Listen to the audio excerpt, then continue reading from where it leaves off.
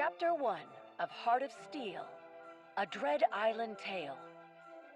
We join now the famous Flying Franklin family as they continue along their globe-trotting adventure through the skies. All is not well above the ocean waves, however, as lightning strikes during a violent storm that has suddenly come upon the area. With little time to spare, the Franklins, joined by Hart, their trusted robotic flight engineer and bodyguard, are forced to make a grave decision. I don't think she's going to last much longer. The engines are failing, and the storm is only getting stronger. No. Hart and I can fix this. We just need time. We don't have time. The turbulence is too strong. This plane is going to crash. Hart, analyze the motors. Can she be saved? Indicators show near certainty that the aircraft is not salvageable. Failure of flight systems is unavoidable and imminent. I recommend evacuation as soon as possible. I think I can save it. I have to try at least. But we need to make sure the children are safe first. Are we going to jump? From this high? You are, Anna, my dear. Hart will take you and your little brother to safety. Quick, get your emergency parachutes on. You too, Frida. Are you insane? I'm not leaving you, Aurelio. Our only chance is if we work together. But you must go with the children. Who knows what they could encounter? Hart will look after them. That is their duty. And we've trusted them with the children's care countless times. Why can't Hart save the plane? I thought they were supposed to protect all of us. I apologize, young Emilio. I am not capable of repairing the damaged fuselage, nor is my programming capable of restarting the engines. I recommend you listen to your father's course of action. But... Listen to me, little miss. I'm going to need you to be very brave. I'm not scared. I just don't want to go without you. I know, my dear, but without this aircraft, there is no possibility of getting home. Your mother and I are the best darn pilots the sky has ever seen. And if anyone can get these flying again, it's us. For now, you must go. Hart, take the children. How long do we have left? Analysis indicates that the plane will crash in less than 5 minutes. Thank you, Hart, my faithful companion. Take care of them. Of course, Mr. Franklin. I have secured the children and we are ready to depart. Preparing for ejection in 10, 9, 8. I don't want to leave you. We will find you again. We promise. 7, 6, 5, 4, Anna, 3, Emilio, 2, we love 1. you. Hart holds the shrieking children as the trio bravely jump from the descending plane. The air is turbulent and strong, but Hart willfully protects the young Franklins as Master Aurelio instructed. Parachute deployed. Now enabling wind-resistant plating. It is best you avoid looking down. Look, Emilio! We're flying! Ah! Don't let go of me, Hart! You are completely safe. If my systems were to fail, you also are equipped with an emergency parachute. Please enjoy the descent. Ow! I can see that there are no major injuries from the fall. Of course I'm not hurt. I'm tough. Look, Anna! Look, Hart! The plane! Mom? Dad? They couldn't save the aircraft. But maybe they jumped with their parachutes before the crash. Don't worry, Emilio. They promised to see us again. I hope so. Where are we, Hart? We have arrived on a piece of land locally known as Dread Island. Please keep an eye open for threats while I analyze our surroundings. That doesn't sound very good. My scan indicates that the ground here is stable and that there is no immediate danger. A slight chance of rain in approximately 5 hours. Recommend that you seek shelter as soon as possible. This will also give me the chance to recharge before we explore further. What about when we get hungry? If we head into the jungle, we might be able to find some wood to make a shelter, and a lake for fresh water. And maybe some food for Emilio, too. Affirmative, Miss Anna. However, we must be careful. There is no certainty on what we will encounter. Maybe an attack by big, scary monsters. I'm thinking a huge wolf, or maybe a group of evil goblins. Don't be silly, Emilio. That's so unrealistic. But maybe we'll find a giant three-headed sea snake with 1,000,000 teeth. These scenarios are unlikely. Regardless, in a situation of that caliber, I am programmed to protect you. I still think we should explore the jungle. Maybe Mom and Dad landed in there. This is also unlikely. Well, I know it's worth a shot. What are we waiting for? Come on, let's go. As the jungle wildlife roars and the storm begins to subside overhead, the real journey begins for the unusual trio. With dangerous, unexplored territory to discover, and only the family's robotic companion to guard them, what could possibly lie ahead for our castaways? Find out next time on Heart of Steel, a Dread Island Tale.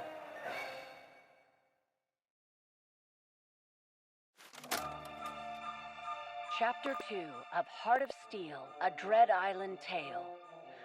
Having set up a small shelter in the forest, our heroes decide to explore. They spend some time looking for supplies, and more importantly, for the missing flying Franklins. Their travels eventually take them through thick foliage and towards the very outskirts of the forest. We've been walking for hours and we haven't found anything. It has been 1 hour and 37 minutes since we left the shelter. We have encountered many varieties of local flora and fauna. We found a few nuts and berries, but nothing we can make a meal with. And the animals keep running away from us. Noise levels and unnecessary chatter from all present are startling local wildlife into hiding, and current supplies are not yet deemed fit for consumption. Young Emilio is also tired from walking. We could use natural materials to construct a trap with current gatherings as bait. That's not a bad idea, Hart. Let's find a good spot to set up our traps. Then we can go hide. Anna leads the way through the forest trail, happily pushing aside leaves and branches until... Do you hear that? It's coming from over there. It's the ocean. We're above a beach. We could catch some fish or go foraging for crabs in rock pools or... Hey, there's smoke over there. Is that a fire? Yeah. And it looks like people. Maybe they can help us. We have not yet discerned if they are a threat. We should return to shelter before they spot us. We won't know unless we try. You can stay here if you want. I'm going to check it out. We should go too, so she doesn't get in trouble. Come on, Hart. Anna scurries down the cliffside excitedly as Emilio and Hart share a look before they follow. The trio make their way down the cliff and approach the camp on the beach. Hart keeps Emilio close, while Anna rushes off ahead. Who goes there? Huh? A kid? Hi. My family crashed here, and we're lost and hungry. I don't suppose you have any food to spare? Your family, huh? How many of you are there? Not too much to spare here, you see. Well, there's my brother and I. We flew in our parents' plane. Oh, and Hart. Young Anna, please do not go off on your own. They've got an assaultron. What should we do? Let's take them to the boss. They'll know what to do. Wow, you do look hungry. We've got a place down the beach where we can get you some food there. We do not know their numbers or intentions. This could be a trap. Oh, Hart, you worry too much. We can handle ourselves. They did say we could get food there. It appears there is no convincing you of the danger. Our heroes are led to an old, creaking tanker further down the beach and brought into the stranger's stronghold to speak to their leader. We don't normally see kids on this island, and with an assaultron to boot. You should join us. We could use good help like that. We're looking for a way off the island. We just need a little help. I don't think you understand. I wasn't asking. As suspected, these strangers are hostile. Put me down! Let me go! Get off me! I wouldn't do anything crazy if I were you. Wouldn't want anything happening to the children, now would we? Do not hurt the children. I will comply. That's right. Good little robot. Take the kids to the boats and get the robot to Nate. We'll reprogram them to work for us. No! Leave Hart alone! Anna struggles against the pirate's grasp, furiously pulling at his arms and stomping her feet. Emilio, emboldened by Anna's fighting and his desire to help Hart, begins kicking and biting at his would-be captor. The shock of the bite causes the pirate to drop Emilio, who spryly springs into action, grabbing the nearest sturdy branch to fight back. Where do you think you're going? Here! Watch out! Got it! They're just kids! Grab them already! Children, get down. With the children providing a distraction, Hart readies their weapons for combat. At Hart's shout, both children duck for cover and scurry below some tables. Once they're out of harm's way, Hart deftly deals with the pirate duo before turning their attention to the pirate's leader, incapacitating them with a well-placed strike. We should leave before they wake up or reinforcements arrive. Don't need to tell me twice. Come on, Emilio. I think we lost them. Hart told you it was a bad idea, and we still didn't get any supplies. For everyone's safety, we should stay together from now on. All right, Hart. Let's get going. Together. Narrowly escaping the clutches of the pirates, our heroes venture forth further into the jungle. What dangers lurk ahead for the trio? Find out next time on Heart of Steel, a Dread Island Tale.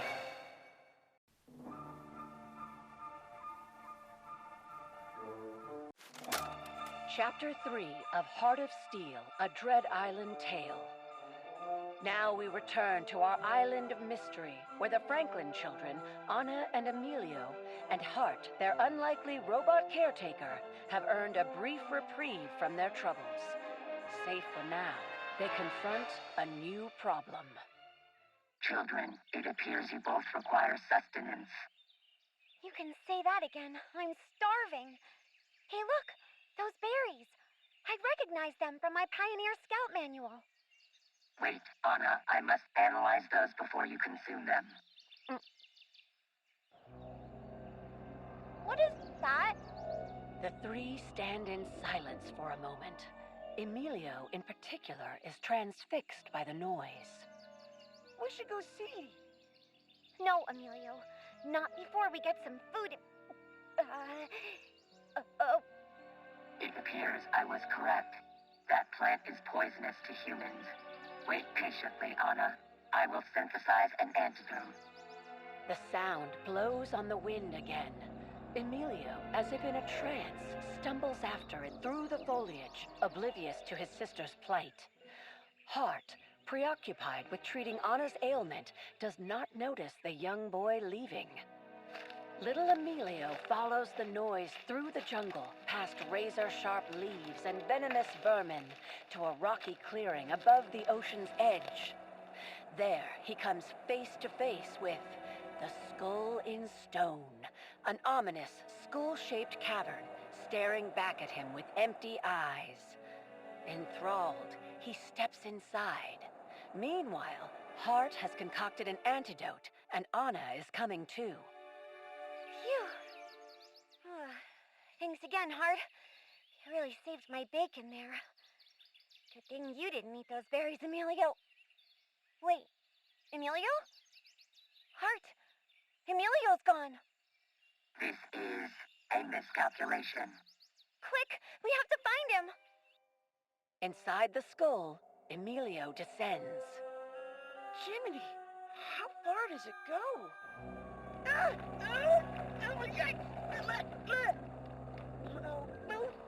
Whoa!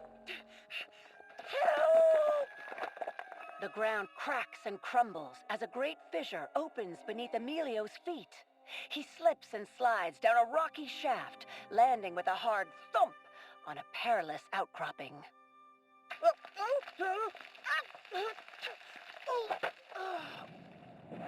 That smarts. Is that lava? Wow. It's getting closer. He makes a mad dash, springing from rock to rock, but still he can find no safety. Uh-oh. Now what?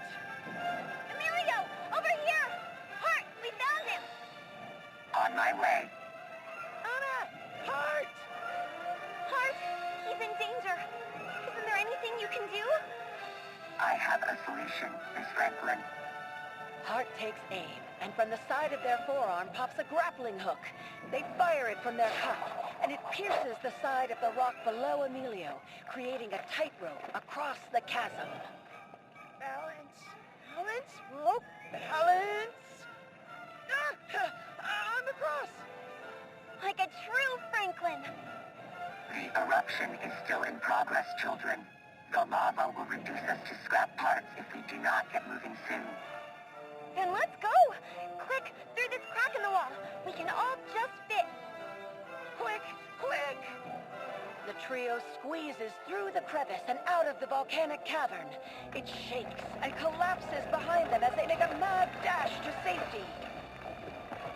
When they finally stop to take a breath, they find themselves in a sunny grotto, warmly lit by the tropical sun. No threats detected. We appear to be safe. For the moment. Phew.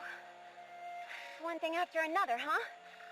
Emilio, why did you run off like that? We were worried. I'm sorry, sis. I just don't know. I heard that sound. I had to follow it. That sound?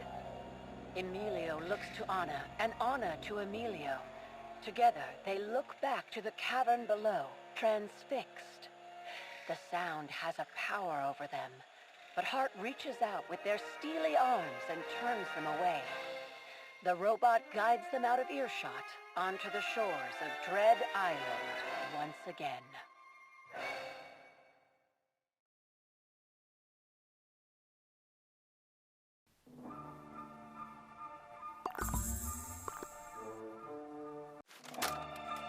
Chapter 4 of Heart of Steel, A Dread Island Tale. 7 days after their marooning, we find our trinity of wayward castaways making their way through the little explored northern region of the island. The need for fresh food has driven them ever further in their expeditions, and as luck would have it, they found a shallow pond teeming with bright fish. The weather was warm and the wind was mild, although young Anna had grown seasoned and wise enough to know that fine weather meant little for a fine day on Dread Island. Hart, great job finding this place. Look at all these fish. We can hang them up at camp to dry and we'll eat well for days. Anna, it does appear safe, but we must be careful. We cannot grow complacent on this island. Well, we've got you to look out, don't we, Hart? Say, why don't you tell us some jokes while we fish? Yeah, some jokes, Hart. Never trust atoms. They make up everything.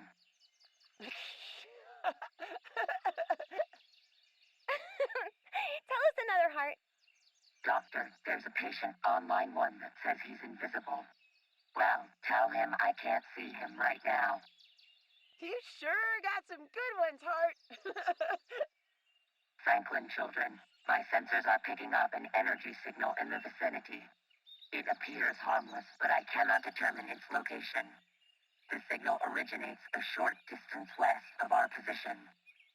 What is it, Hart? Should we go find out? Easy, Emilio, not so fast. Let's just take a quick look, okay, Hart? It may be something useful. I am not reading immediate danger, but I advise we proceed with extreme caution. Hart, Anna, and Emilio quickly set off, following the robot's sensor readings.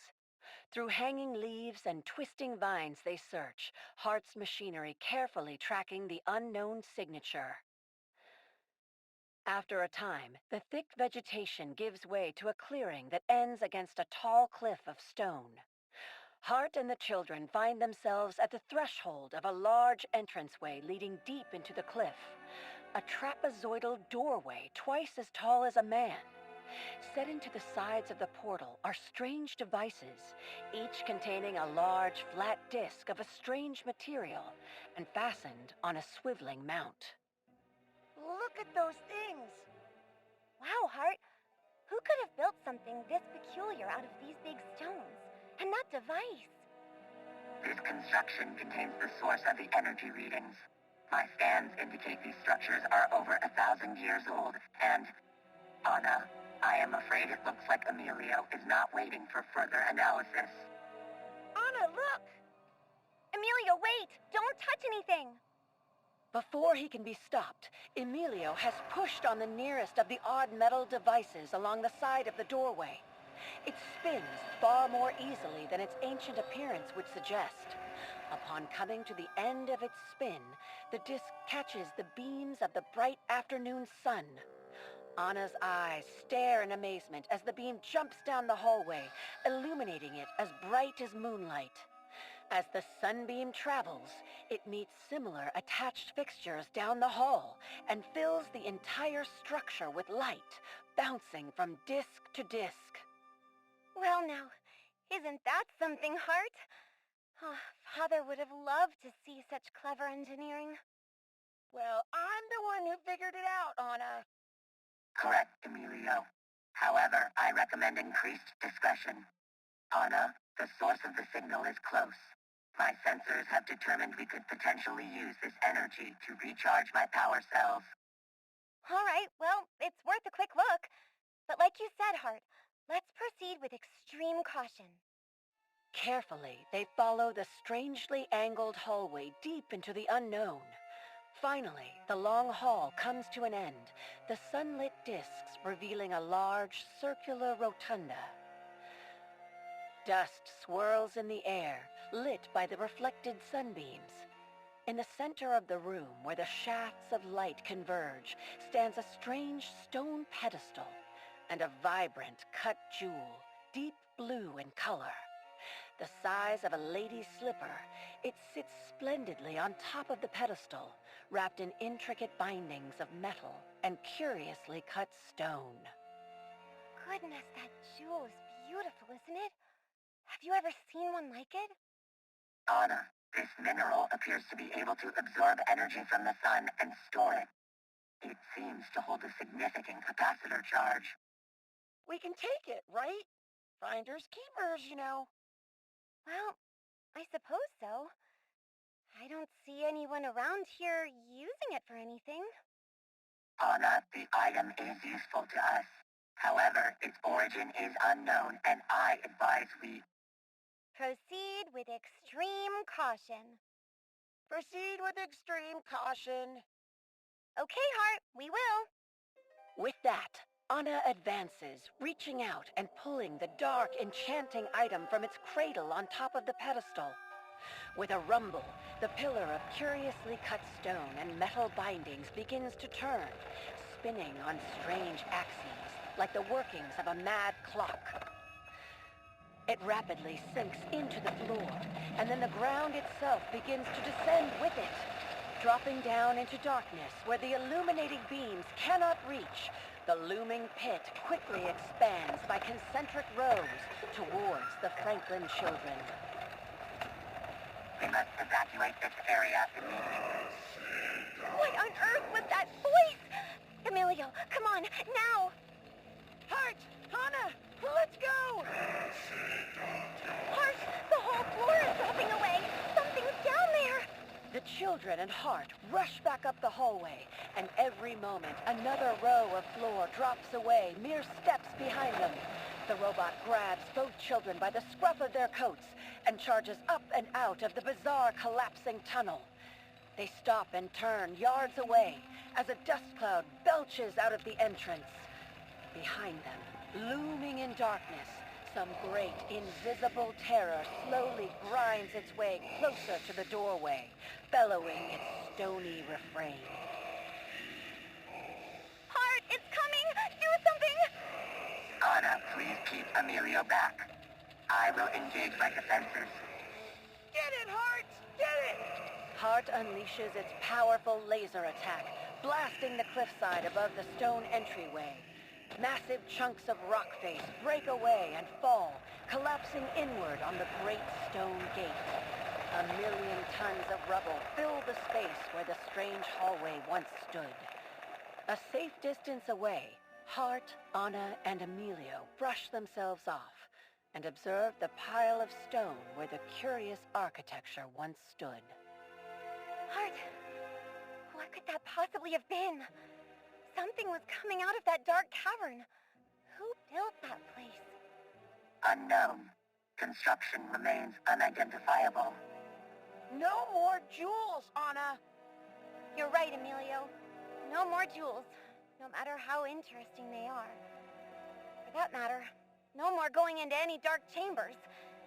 I think there's more strange things afoot here than we know. With the lurking danger of the strange temple behind them, buried under tons of stone by Hart's laser, the three travel back towards their humble camp as the sun begins to set.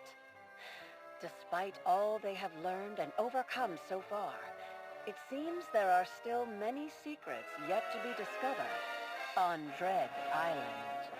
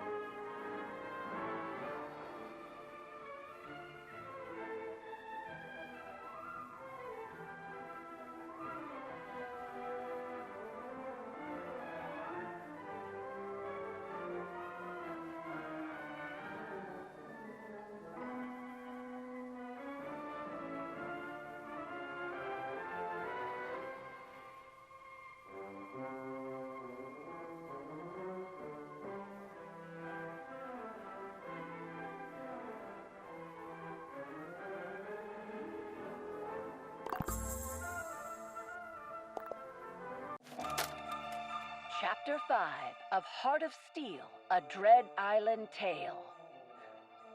Pressing forward and hoping to avoid any further strange encounters on Dread Island, the Franklin children, Anna and Emilio, and their robotic companion Hart, pause before a forest so dark that no sunlight reaches the ground. Anna, what are you doing? Well, this forest is as dark as a cave. So I'm taking this branch and combining it with some of our scrap cloth and pitch from that tree over there to make... A torch! Exactly, a torch. Anna, my systems should provide illumination sufficient for our travels. But your light won't keep woodland creatures away. So the torch can also be a weapon! Hart leads the way into the forest, followed by Anna holding her torch, with Emilio brandishing a smaller branch like a saber. As they reach the depths of the forest, it grows eerily quiet. Are you sure there's no way around the forest? The forest is the straightest path, and the best option for restocking the food supplies needed for continued survival. Uh-oh, Anna's scared. You should be too. The birds stopped making noises, and birds don't go quiet without a reason.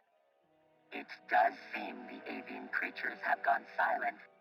I will begin analyzing any threats. I have determined there are 3 potential threats in the vicinity. 3? Only 3?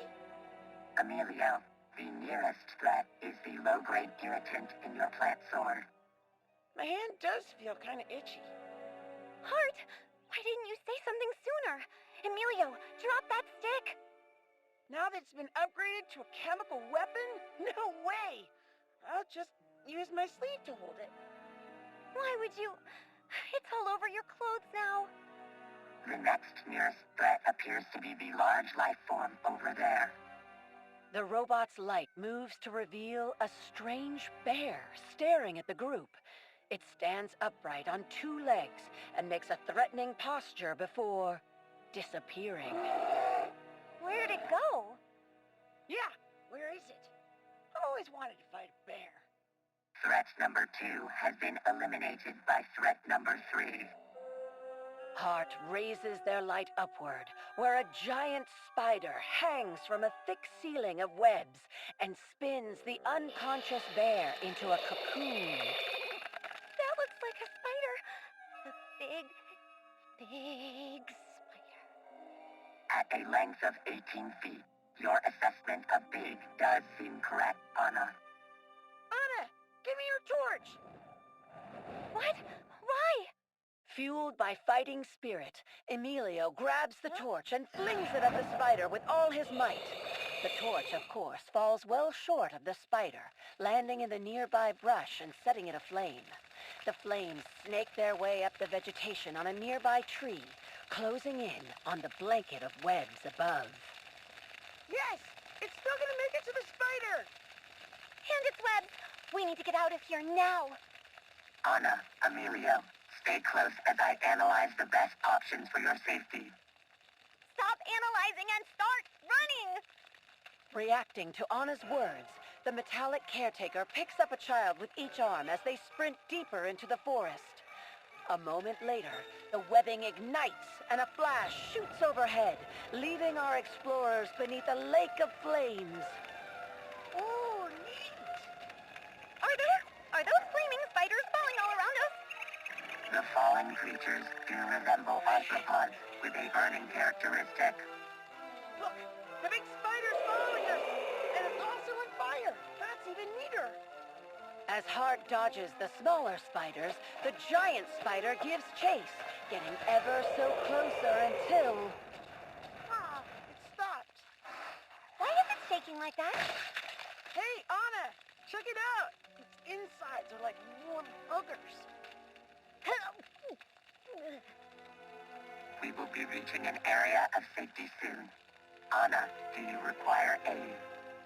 I'm good. As long as I don't look at... It even has chunks of its shell attached. I didn't know they were so hairy.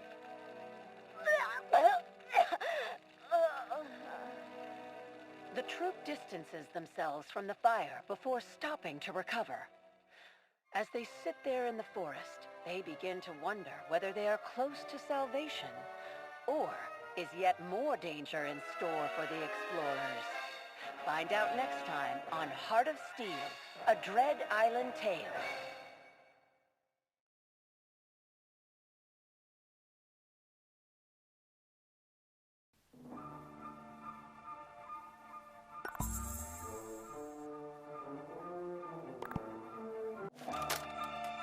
Chapter 6 of Heart of Steel, a Dread Island Tale. Exhausted and sore from exploring and surviving the mysterious Dread Island, the remnants of the famous Flying Franklin family tread onward towards the beach.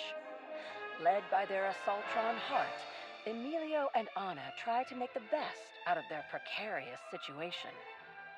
Hart, I'm tired. Can't we stop here for the night? For optimal survival, establishing a camp by the beach is the best option. Well, how far is the beach? 18 minutes away.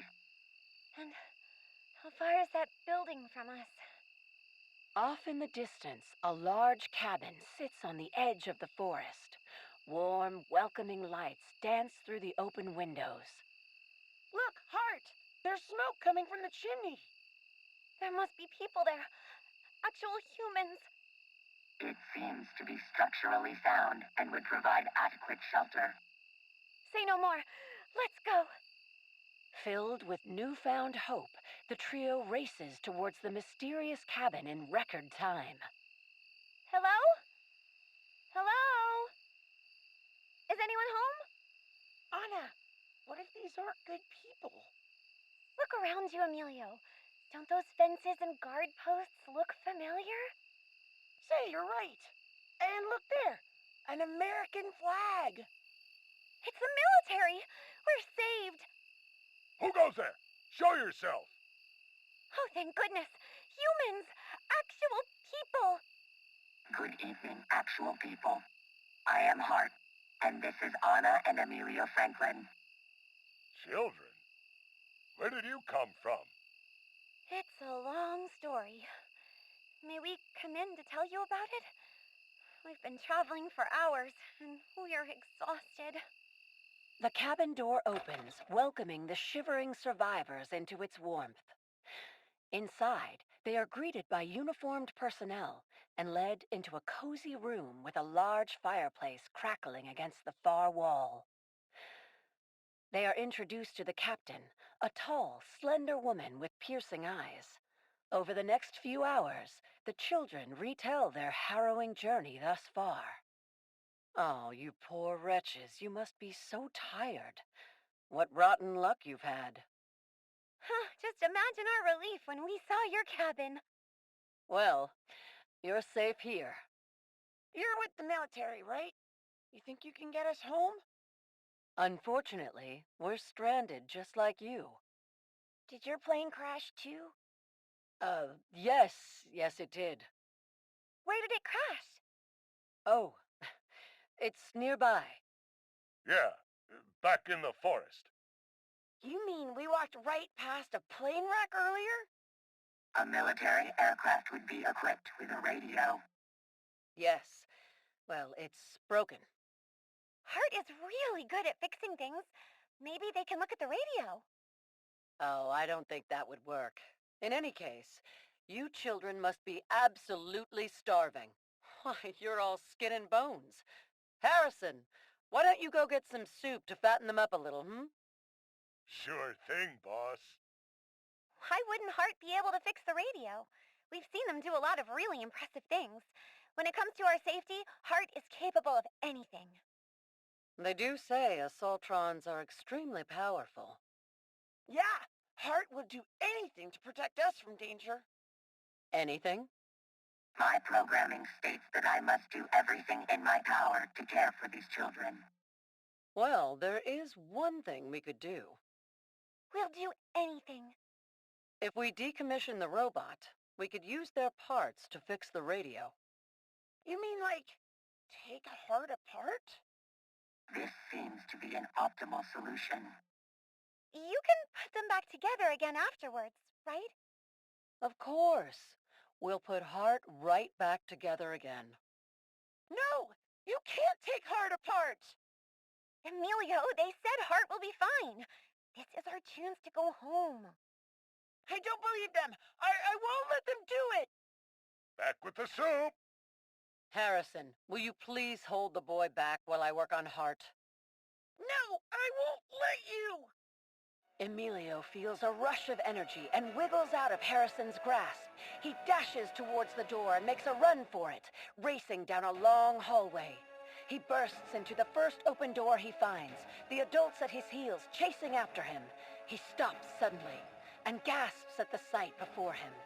He stands in the center of the kitchen, piles of meat and bones scattered on the counters around him. Emilio, come back! What is this? Is that... human meat? Danger sensed. Defenses activated. Take out that bucket of bolts, quick! Children, I advise you to reach a safe distance, a minimum of 20 feet. Come on, Anna! Through this window! Don't...